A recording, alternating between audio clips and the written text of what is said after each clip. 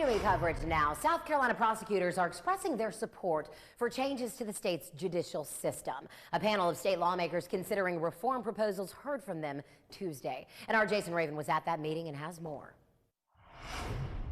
Well, for months, prosecutors in South Carolina have been calling for changes to the Judicial Merit Selection Commission, also known as the JMSC.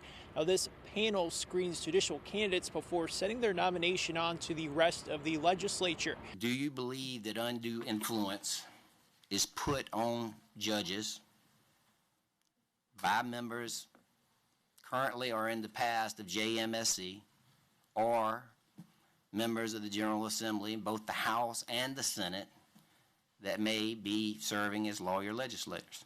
Yes. Well, Tuesday's ad hoc committee was focused on the JMSC and what changes the state's prosecutors would like to see.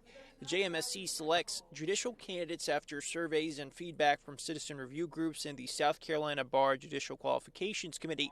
Now, Attorney General Alan Wilson said lawmakers should give the executive branch, like the governor, more say in the makeup of JMSC because of the perception that lawyer legislators on this panel could have influence over these judges. There's three branches of government. In the process of electing judges, the executive branch has 0% involvement in it.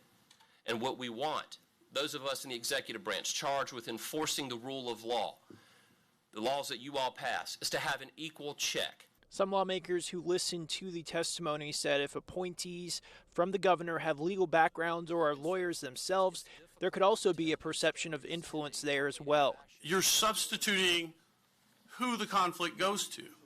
And I think there is value in having people who are accountable to a constituency, albeit not the statewide constituency, in that position. The ad hoc committee also heard from the group of solicitors asking for the removal of lawyer legislators from JMSC immediately. If you could sit here and conjure up some explanation for how this is a good system, I sure want to hear it, because I can't think of one, and I got a pretty good imagination. Now, the ad hoc committee plans to finalize their recommendations for the rest of the General Assembly by February. In Columbia, Jason Raven, 7 News. And South Carolina is one of two states where the General Assembly elects most of the state's judges.